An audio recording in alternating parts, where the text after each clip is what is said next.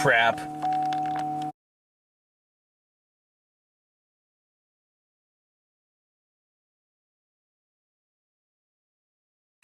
Well, here we are. Crank no crank, no start right now. Rescanned it for codes. There's nothing in the ECM or the TCM at the moment.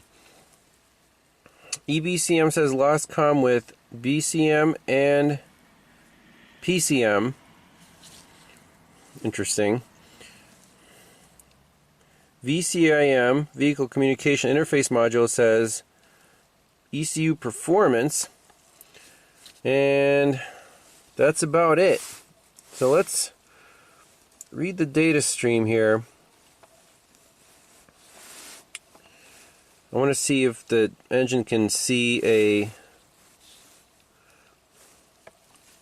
like start request. Park neutral switch. Our Prindle works great.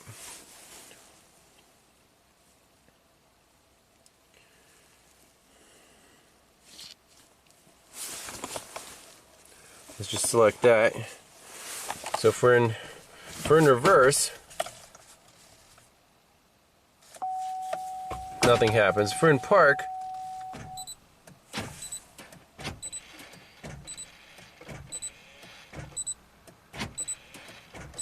you got the door locks going on and off. So something's really, and we got a no comm when we try to crank the engine.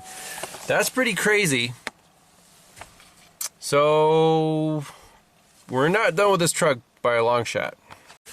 Well, the truck is cooled down. Brought Snaggy to the park and my wife Amanda. Let's see if this thing fires up after it's been sitting for about 3 or 4 hours. Nope. Okay, so problem still present. Let's diagnose it. So by the symptoms, this seems like a power ground issue. Actually, a ground issue, because the starter engages, and as soon as it engages, boom, disengages, computer loses communication, boom, lights out. So if that starter doesn't have a good ground, then it basically backfeeds, raises the computer ground voltage, everything shuts down. So a quick check of the block ground. Let's connect a big test light between battery positive right here and ground. Okay, there's a good block ground there. Let's see what happens when we engage the starter.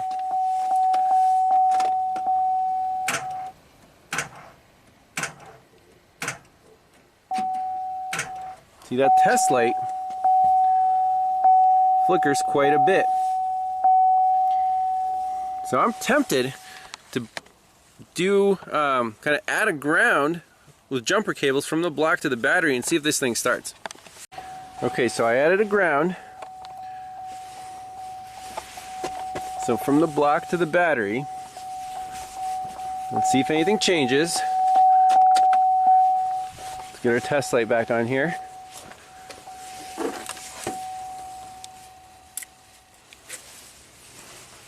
Okay.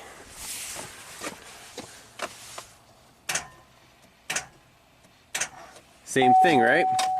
Okay, so the other variable is a poor power feed. So we can see off of the battery, there's only one positive wire coming down here, going down.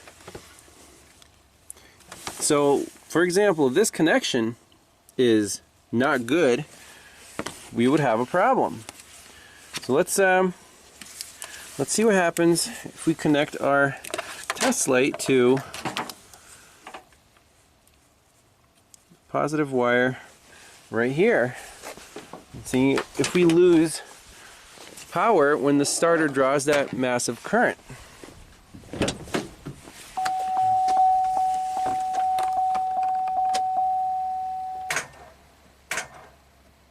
No. Okay, now let's measure voltage somewhere at the fuse box and see if we drop out power there. Alright, so time for the scope.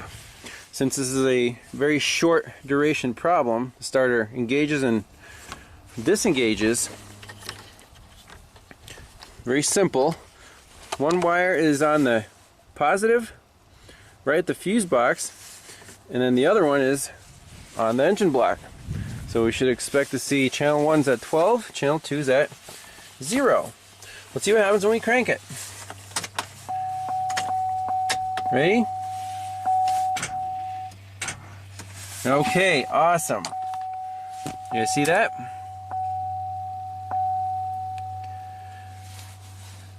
That's the money shot. We're dropping to less than 4 volts on the positive feed to the fuse box.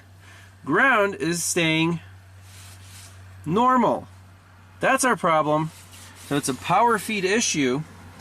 I'm suspecting the cable itself at this crimp, as we've seen before, right here, I bet that's not a good crimp. So let's measure the voltage downstream here on the wire. We can even measure it, try to measure it right there.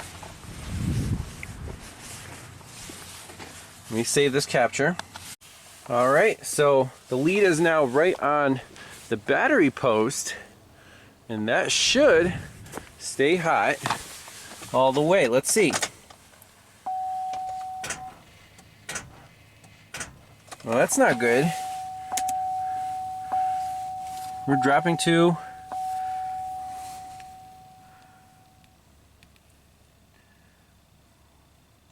about 6 volts on that. Crazy.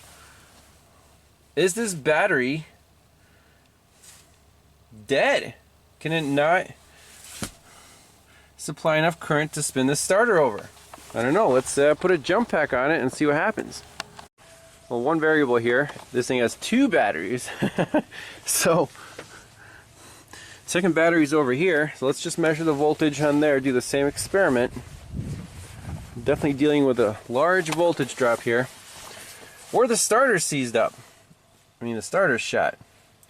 That's also a possibility. We can put a current clamp on there to make sure. So roll the scope.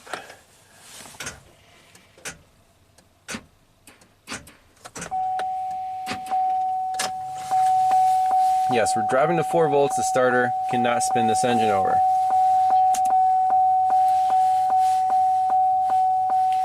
And I don't think the batteries are dead because you can turn the lights on.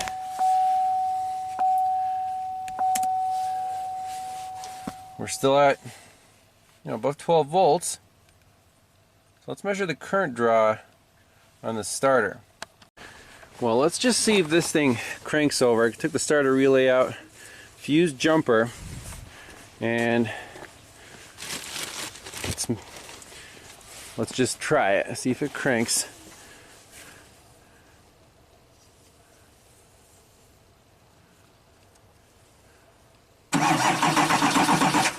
Okay, it does. Will it crank with the key on? I dropped to 8 volts there, and we got about 150 amps of current. Let's put the key on, see if it cranks up.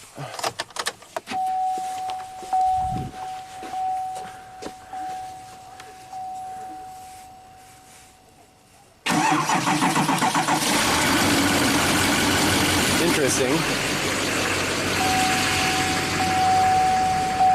Is it charging?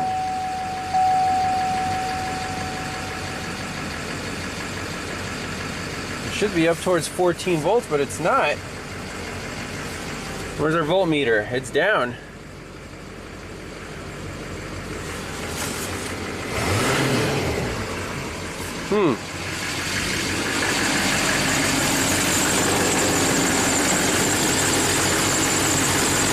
Take this over here.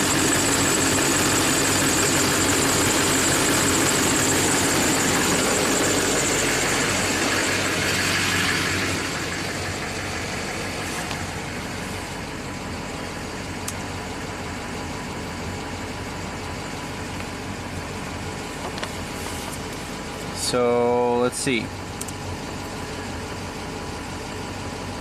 That's about 15 volts, right? Okay, very interesting finding here. So we have 14.6 volts on this battery. And let's see if it's charging.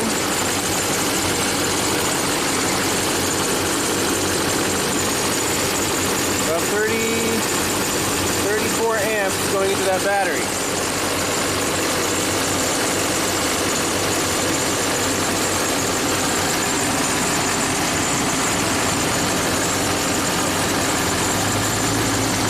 Now let's move over to the other battery. Come on.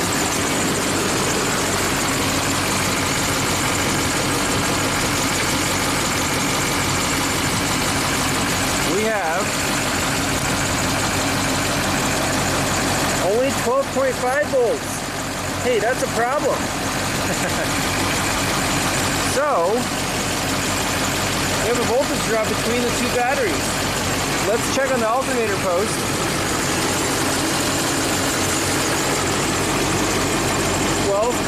.6. And if we push the ground over here onto this battery and measure up the alternator post, 14.7. So there's a voltage drop between the two grounds. That's not a good ground over there.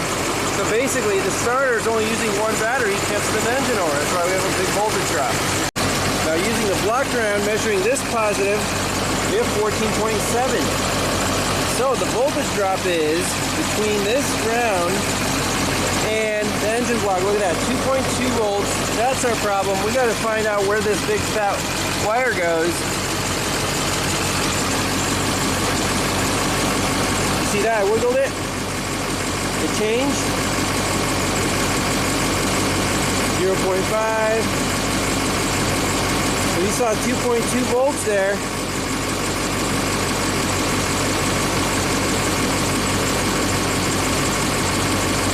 It could be right at this crimp connection, actually. I wouldn't be surprised. You can measure from here.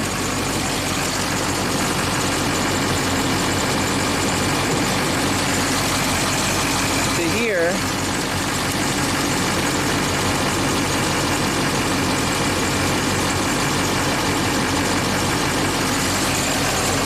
Yeah, 0.5 volts. This connection's shot. If we wiggle it, there you go, now it's good.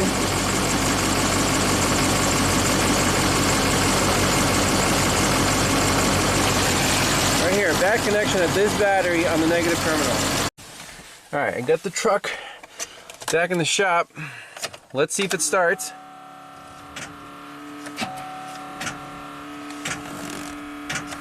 No, it does not. Let's do the same ground bypass now on this battery. So from here,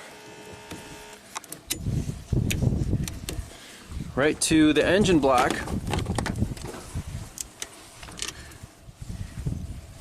See if that helps.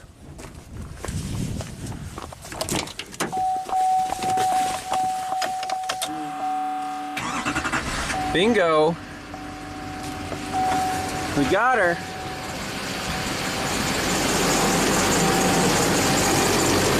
Take this off.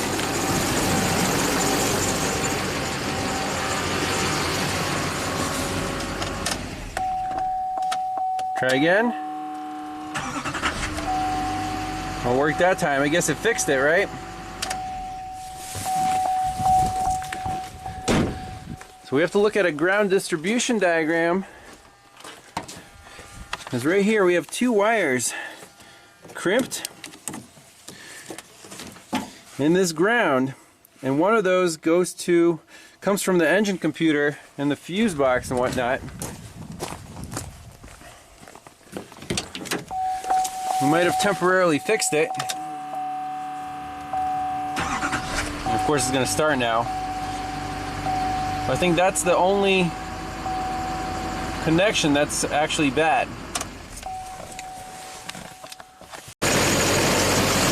So now we have 14.3 volts on this battery. How about that? So basically we caught it in the act. So all it needs is one battery terminal on the right side battery, the negative terminal. Crazy stuff, right? Alright, so looking at the ground distribution diagram for this truck, let's locate the batteries first. There's the right battery, crimp connection. This is where our suspected problem is. So pretend there's high resistance between this wire, and the battery. Kind of similar to the Chevy Captiva that had the exact same problem with the exact same bad crimps on the battery terminals. So G101 goes to headlights and stuff. Where does G103 go? That goes to diagram 2 from right battery diagram. This is G103 on front of right cylinder head. And check out what exactly is connected to this ground. We have the engine control module, we have the TCM, Allison transmission, basically all the main engine modules are connected to G103. So if this crimp connection is bad, we don't have a good ground on G103, especially when you crank it, the starter really loads that ground, and what happens? You get an elevated voltage on this line, and the computer basically shuts off. Isn't that cool? So you can't keep the starter relay engaged.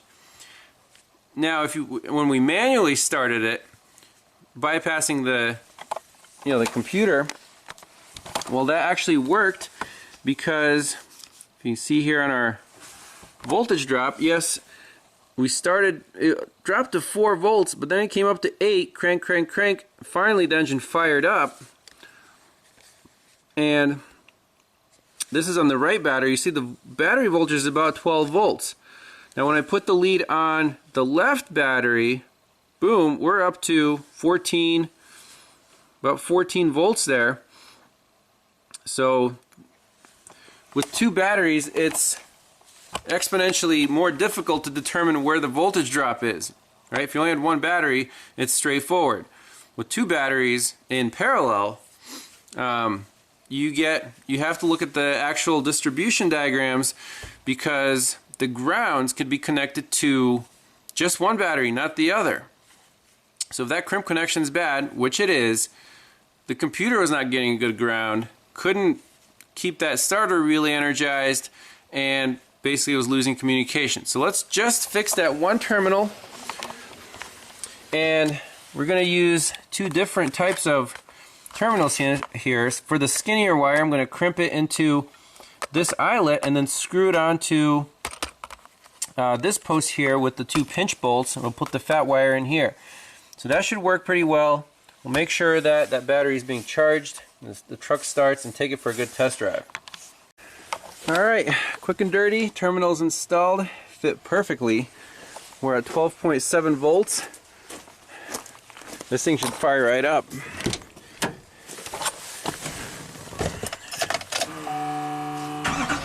Oh, beautiful.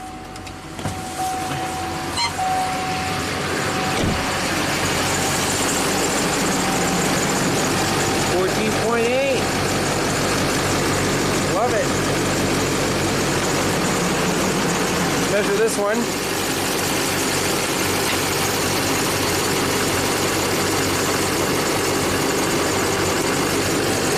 .8, beautiful. So let's take it for a spin, and at this point I'm suspecting that the other codes, like for the TCM and even for the fuel pressure, were set by that bad terminal because the computers didn't have a good ground while driving. Take it for a test drive. Alright, all the codes are reset, All systems normal. Starts beautifully. Let's take it for a spin. Alright, here we go. 0 to 60 or until we see a deer. Full throttle. Oh yeah, that's sweet torque. Pulls great.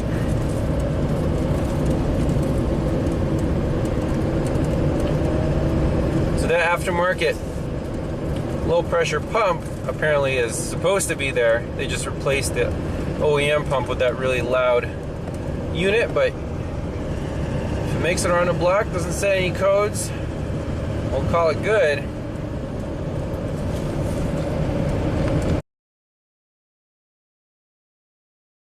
Well, a little bonus footage. I was coasting back into town here and boom, check engine light, transmission stuck in 3rd gear. Let's rescan all the modules. Are you serious? I can't rescan the modules? Let's just do health report. So we fixed 2 problems already, but is there another problem? And talking to the customer, he gave me, we talked for like 20 minutes, he gave me the whole history of the truck. It's from Texas. He bought it with 300,000 miles. He did 2 cross-country trips, no problem. And then he said in California, it started setting the P0088 code for the fuel pressure being too high, and you know, going to limp home, you'd have to pull over, restart it, happened very intermittently. Then a couple times he said the transmission did go into just 3rd gear, you know, limp transmission mode, but the only codes he pulled was this 06 and 08 codes, the 708 and 706, having to do with the Prindle display. So I don't know, we fixed that problem. Prindle works perfectly. And then he said recently it was refusing to start with the click, click, click, just like we reproduced. We fixed that. That was the bad battery terminal on the right side battery, bad negative terminal. So let's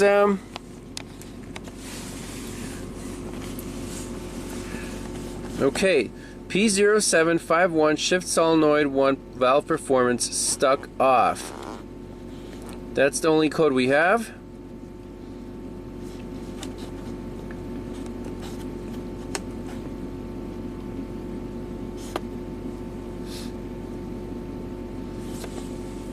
Okay, so that is not related to our battery feed problem. Very interesting.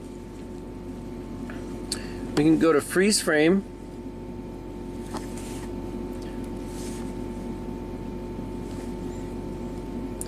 Throttle position is 0, so we're coasting down. Gear commanded 4, gear selected 6.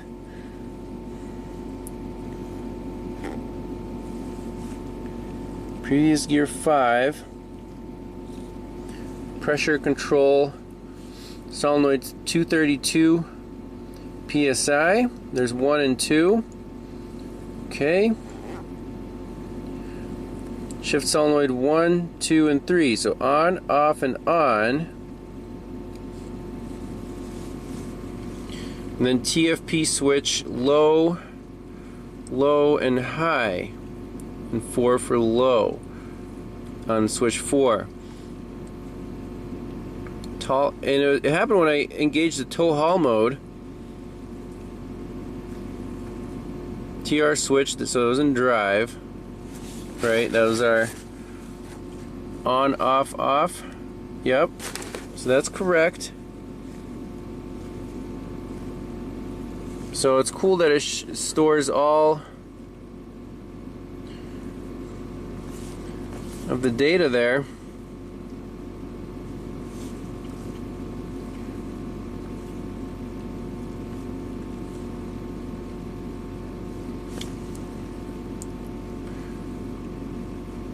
So 751 is solenoid 1 stuck off. Is that's what we had, right? So if we back out, stuck off. if it was commanding it on,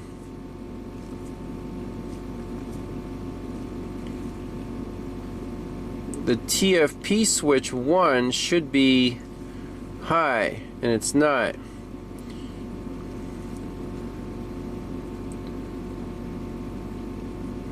So we'll have to read up on that code, but we're not done yet. But for now, let's shut it off.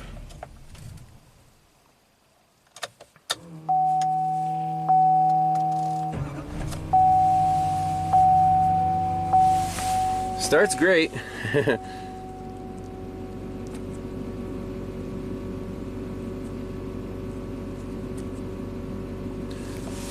So let's do key off, key on, clear fault code. Yes. Okay.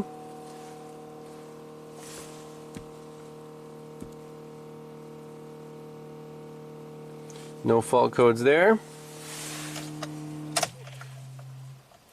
Check engine lights off. Starts great.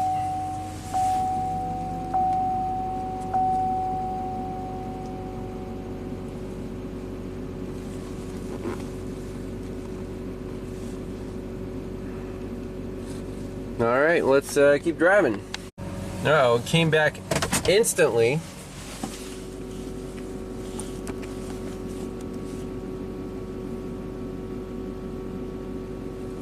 "2669. Isn't that crazy? Solenoid high control circuit group 2. Let's clear that out. Okay.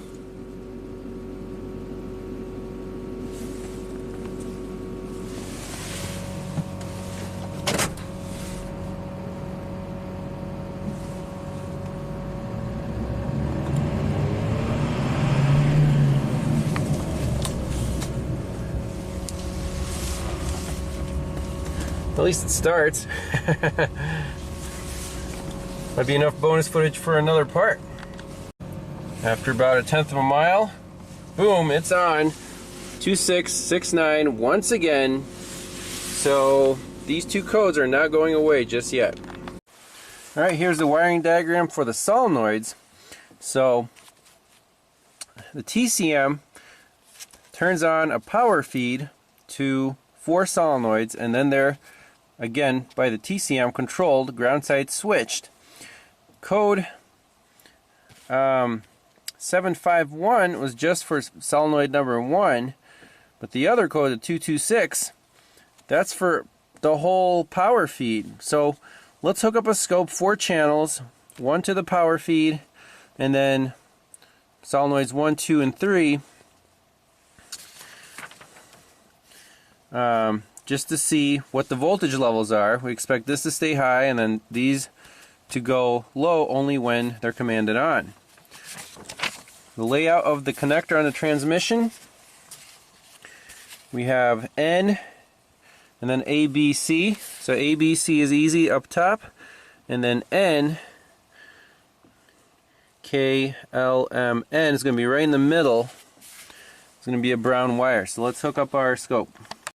Well, that connector down there might not have been plugged in all the way. Let's see what happens here.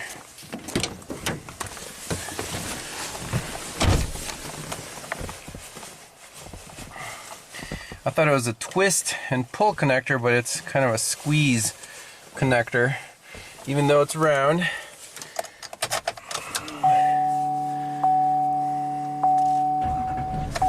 Starts up great.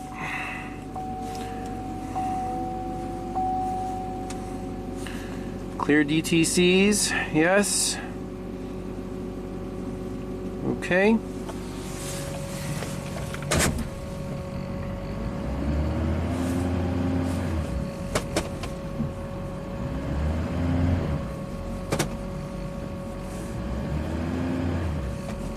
So far, so good.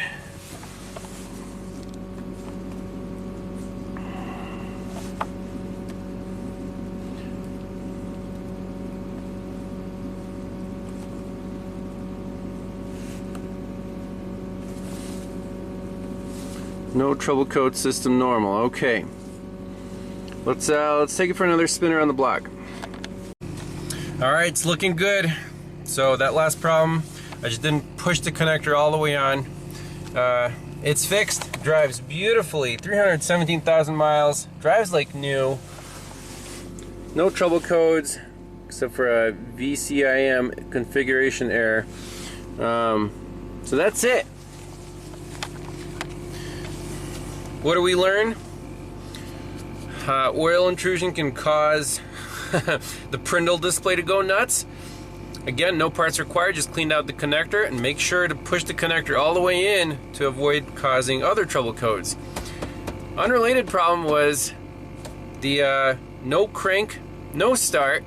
Very interesting. It's dual battery system. One of the terminals, the crimp, was causing too much resistance, so we had a voltage drop there, and the computer was basically losing its ground and shutting off the starter relay. Kind of an interesting symptom. Just because the starter draws so much current, we had elevated ground voltage. Again, new terminal installed, almost no parts required. This truck is fixed, so thanks all for watching. Have a great night, and we'll see you next time. Bye-bye.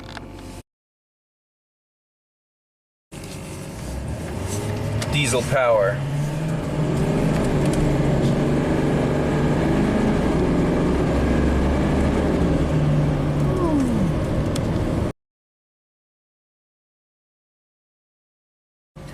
So a little extra bonus footage about the code P0088, the fuel rail pressure sensor too high. Take a look at this data after we fix the ground, the negative battery terminal, and thus the ground for the engine computer. So I'm graphing the desired fuel rail pressure and the fuel rail pressure sensor. Look how quickly the fuel pressure follows the desired.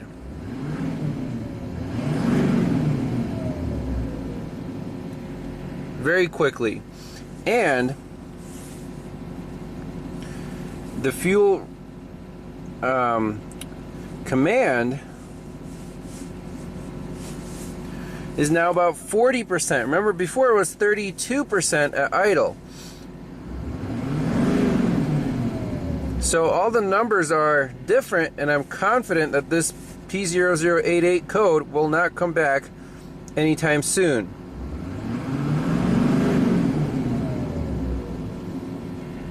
About 10% difference on the FRP command, because now the computer has a good ground, the sensor's reading more accurately, so we can control our fuel pressure. It's, you know, closer to the middle of that duty cycle range.